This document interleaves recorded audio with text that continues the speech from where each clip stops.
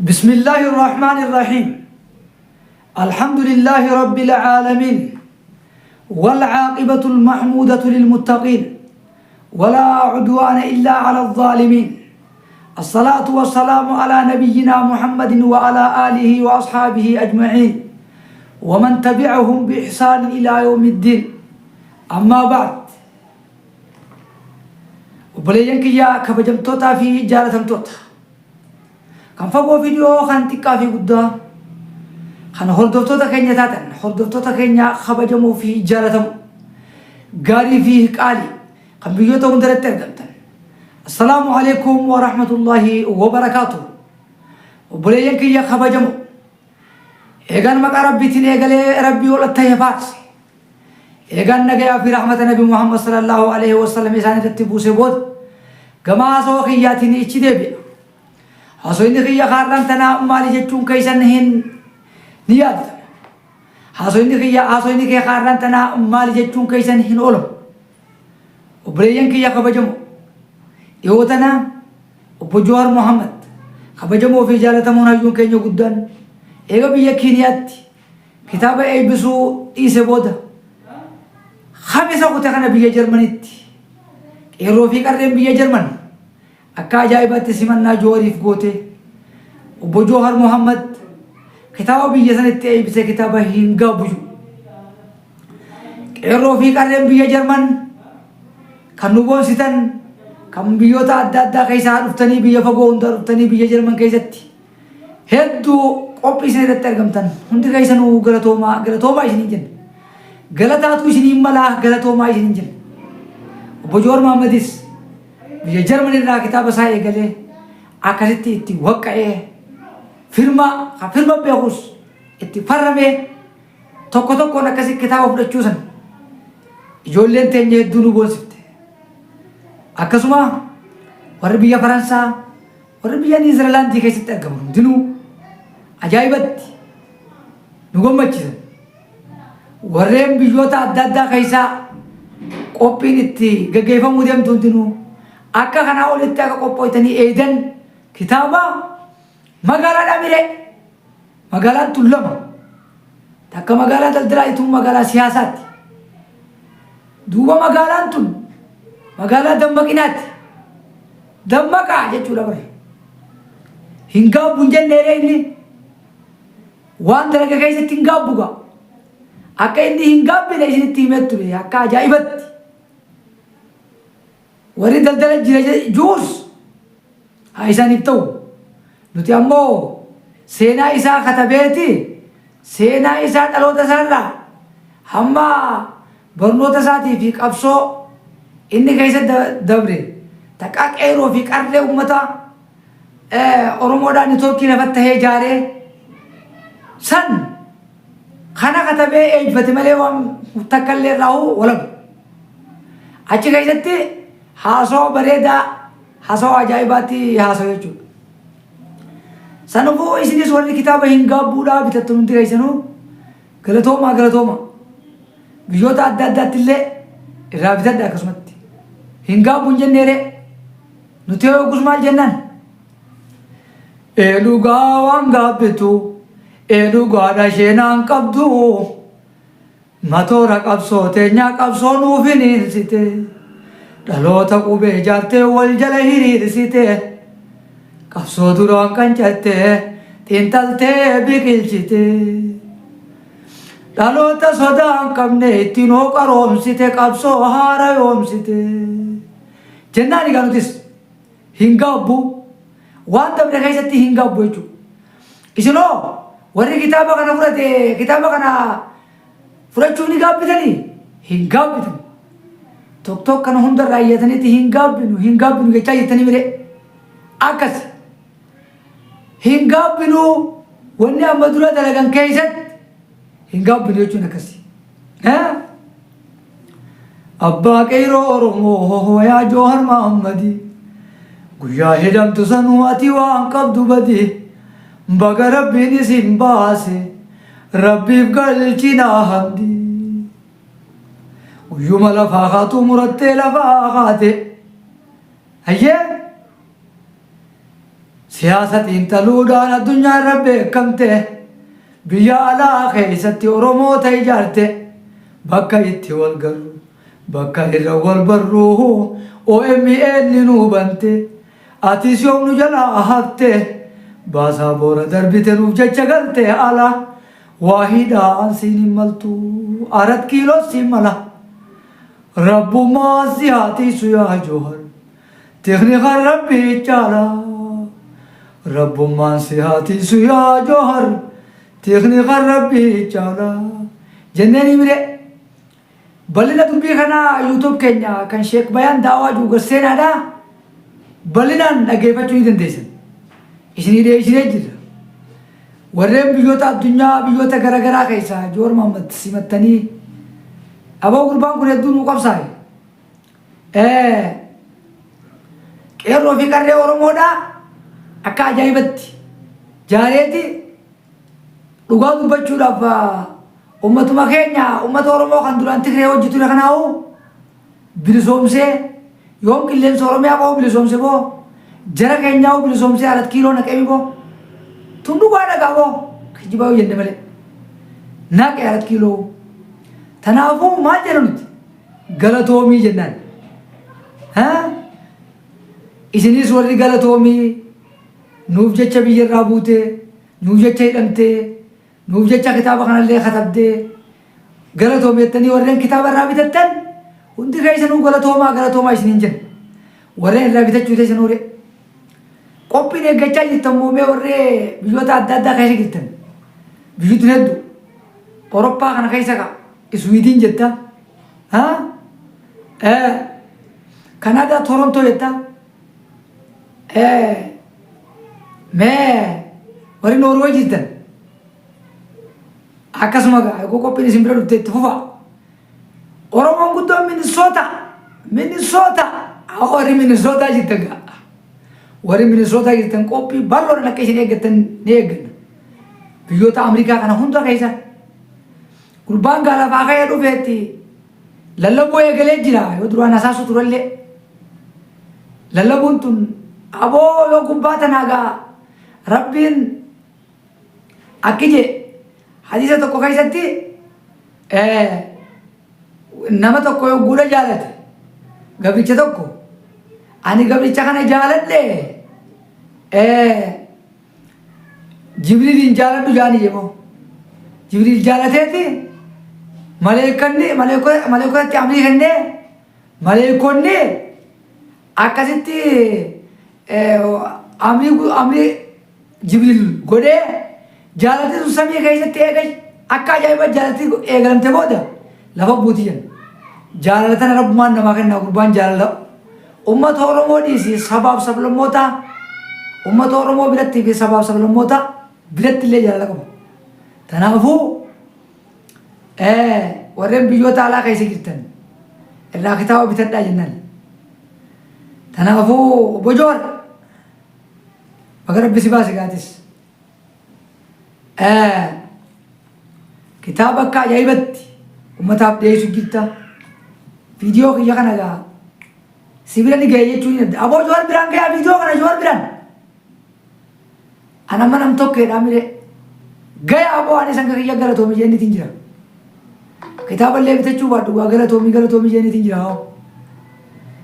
wayin Jowaar qofaan galatoomii jee qeerroo fi qarree Oromoo kanneen biyya Jarmanitti argaman hawaasa Oromoo warreen biyya adda addaa keessaa dhufan hundanuu galataa isiniin malee galatoomaadhaan jeeni bare akkasi gaa jara keenya warri sooshaal miidiyaadhaan akka dubbii isaatiin wal jalaa darbaa jirtan hundi keessanuu qaaboo isinis galatooma obboleeyyan keenya kabajamtoota Oromoodha nuti kaabaa fi kibban dhiyaa fi bahan Oromoon tokkooma qaba tokkummaan Oromoodhaa itittee walitti dhuftee manni Oromoodhaaf keessaa bahee haqaan akka biyya ceessutti marii guddoo godhachuu qaba jechuudha akkas gaa kitaaba Jawaaris bituu qaba akkanaa isiniin Jawaar jaalatti lafa buutee akkas gaa nama siyaasaa hundarraa wala baabeete an nama ustaaza yookaan sheeka tokkooti mire sheek jechuun nama hundaaf walqixa ta'uu qaba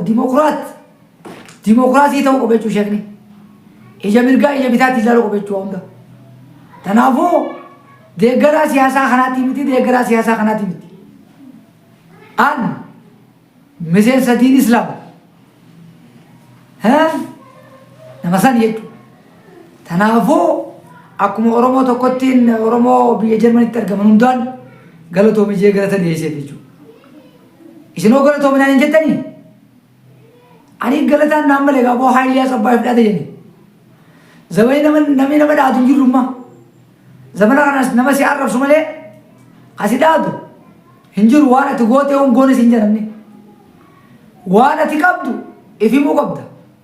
Jowaar kitaaba isaa keessatti waan inni dalagee himuun badii miti. Osuma Oromoon namni ibdaatu harree mucha lamaan ga'uu jette Oromoon. Amma mee jechoota Oromoo kana waliin jammii goonaa qotta. Akka waan jechoonni wal didee. Oromoon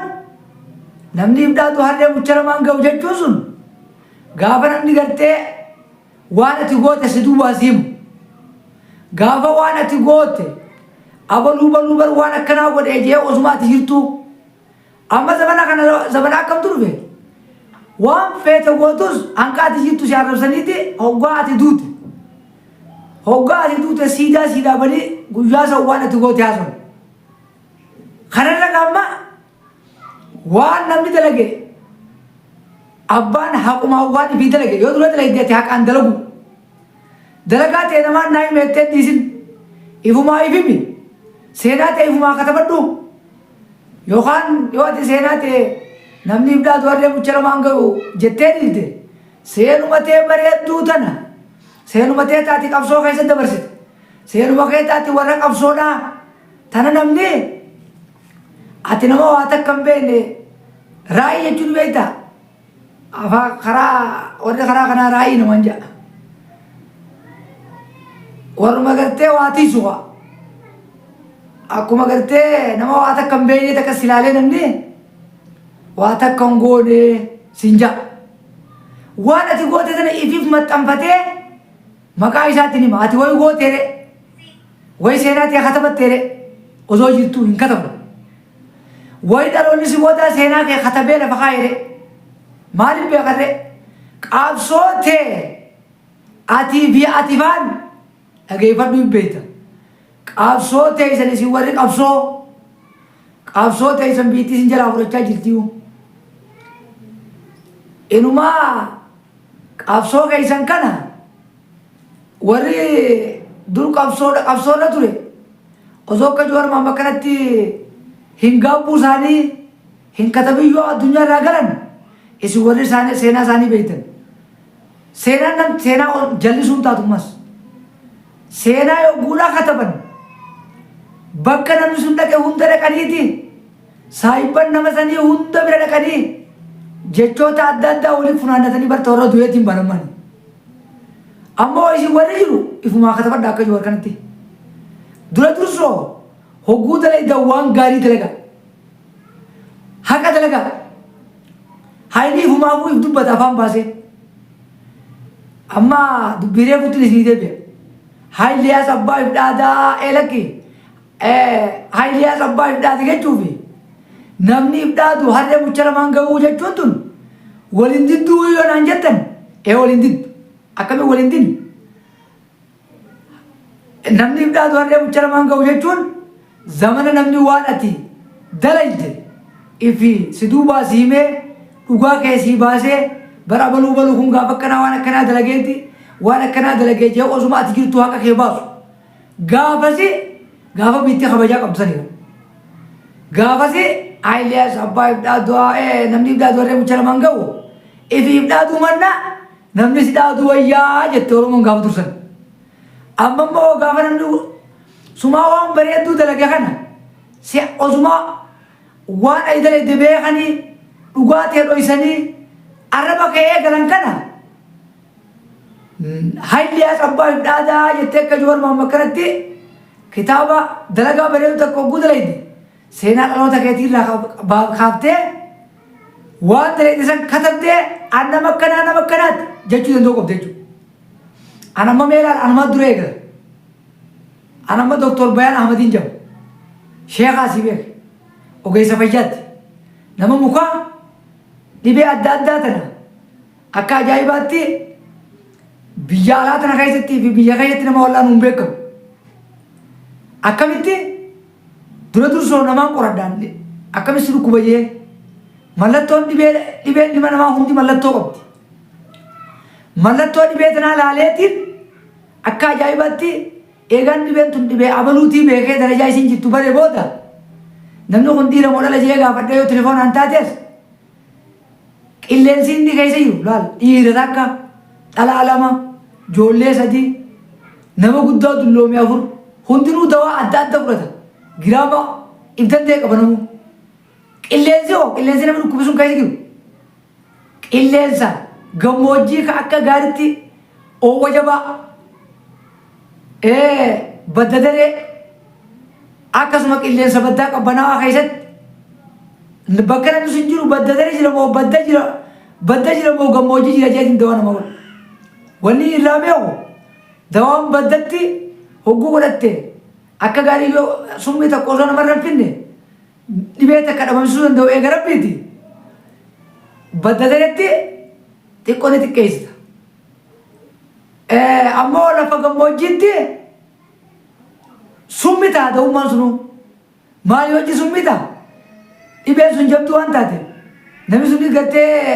takkaa dhalaa yookaan ijoollee yookaan nama guddaa waan taate eega dalaalte qilleensa oowwaati wajji dawaan oowwaan xiqqeessuu yookaan dawaa isa qabbaneessutti makuu barbaachisa hoo kanan beekne nama wallaanuu goonkuma hin dandeessu jechuudha akkasitti maanuu ogeessa fayyaati haayilee sabbaa fi dhaate jeetiin iftufachuu dhiisee idil addunyaatti mana moolaanu jira atis waan dalayde keessatti ifin tuffatin waan dalayde ifumaa khata bika joor kanatti ifumaa dubbisi aboo ani kun edaa nama jabaa dhajii ifumaa nama jabaa ta'uu keef beekne maashaa Allah tabaarakallah firraajii eega nama jabatti beekte booda waan san labsi boo amma joor badii qabeettanii badii takkan qabu akkatti badii qabne dhugumatti ga'e roobe qarree Oromoo jaareeti gaafa Oromoo feesti jee lafaa keessan waa inni jetillee hin beeku gaafa Ingilizii kana akkasumaan Oromoo gaafa dur namni Amaaratti hin beeku ture gaafa inni biyya alaa jirsan gaafa san Amaaraa hojii dorgomee akkasitti inni kun Oromoo jedhanii Amaarri gaafa wanna jabaa irratti oofe maali duula jabaa irratti oofe inni Oromoo gabbayee Oromoon akka ajaa'ibaatti isaaf tumsitee inni tokkoffaa bahee akkasuma biyya san keessatti wanni nu barbaachisu miidiyaadha jee hayyoota Oromoo jaaruudhaan biyya adda addaatti miidiyaa nu barbaachisaa amma dubbii joortan ammaa kijiba jettanii beeka kijibaan himu jira miidiyaa nu barbaachisaa jee gaafa lafa dukkanaa san keessa Oromoo biyya sanaatti dammaysee ta biyya sanii dammaysee OMN Minnesotatti dhaabe amma isin hin beeytanii hay akka nuti beenutti miidiyaadhaan dalagaa ture amma isin warra feesbuukaa jettan awwal namni feesbuukaan warra qawweedhaa funyaanitti hidhatee taa'u darbe qeerroo fi qarree Oromoo jaaree Jowaar Mohaammadi ammallee warri Oromoota yaadii keessa jiru Oromoo yaadii keessa jiru kunillee beeke qabsoo jajjabduu godhaa ture itti aananitti du'aaf kennanii gaafa san falmaa guddoo godhaa turan isaan illee beeke jarri falmaa guddoodha godhe obbodiiwwan jettan tun illeen wanni rabbimmaa qabsuma tanaa isaan irra fideen maal qabsoo guddoo godhaa turaniiti qeerroo fi qarreen Oromoodhaa eenyu lafaa butte Oromoon ammaan tana nuti yaadii kana keessaa qabnu jara keenya ka isaan keessa jiru kana bilisoomsuu qabna jedhanii kanatti aangoo kennu ni yaadattan moo yaaddan akkasiiti 4 kiiloo neeyte qaboo Oromoon qeerroo fi qarreen Oromoodhaa bakka takka dura lafaa qabte 4 kiiloo akka Oromoon seentu goote Oromoon leen biyya jaarte Tanaafuu Jawaaris wanni jee biyya diiguu yaanuu jee mee gurratti qaqqabaa dhageeffadhaa viidiyoo isaa biyya diiguu hin deemnu jee tanaafuu waa takkan sodaatinaa akkanaan jaan warra biyyatiinis ammoo warreen biyyoota adda addaa keessa jirtan kitaaba Jawaar kun seenaa joore seenuma nama kuma kiyya kanan beeku santu kitaaba keessa jira gurbaan wanni hin gaabu jee qaabsoo jalarraa kaasee takkanaatan akkaan itti nitoorkii mana barnoota yuunivarsiitii adda addaa keessatti ijaaree deebi'ee nitoorkiin kun bakka san keessaa dhootee ummata Oromoo seentee ummanni Oromoo qeerroo fi qarreen ijaaramtee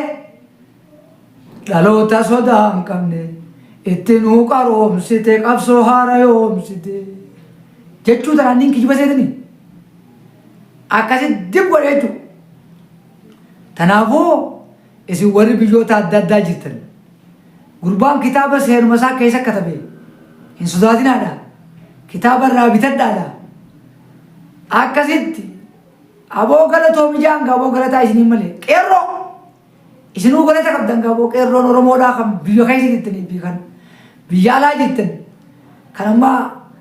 achis simannaa Jawaarii gootan keessaa qeerroon Jarmanii fi akkasumatti qeerroon adda addaa hundi kan amma ulii simannaa isaaf gootanii kitaaba sana irraa bituu teessinillee galataa isiniin malee hundi kee isanuu galatoomaa isiniin jenna boo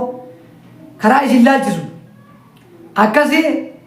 takkalee rabbi ajaamurata keessa isinii haa guutuu Oromoon teenya hundinuu akka walii galaatti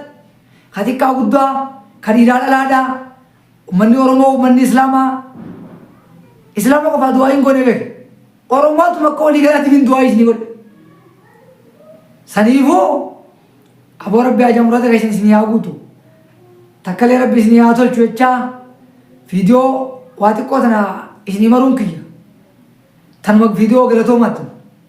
hanga viidiyoo dhuftuutti walitti dachaa nutti nageettiin isiniin jaa ربنا تقبل منا انك انت السميع العليم وتب علينا انك انت التواب الرحيم وهدنا ووفقنا الى ولا طريق مستقيم ربنا آتنا في الدنيا حسنة وفي الآخرة حسنة وقنا عذاب النار اللهم صل على محمد وآل محمد كما صليت على إبراهيم وآل إبراهيم إنك حميد مجيد وبارك على محمد وآل محمد كما باركت على إبراهيم وآل إبراهيم إنك حميد مجيد السلام عليك أيها النبي ورحمة الله وبركاته السلام علينا وعلى عباد الله الصالحين سبحان ربك رب العزة عما يصفون وسلام على المرسلين والحمد لله رب العالمين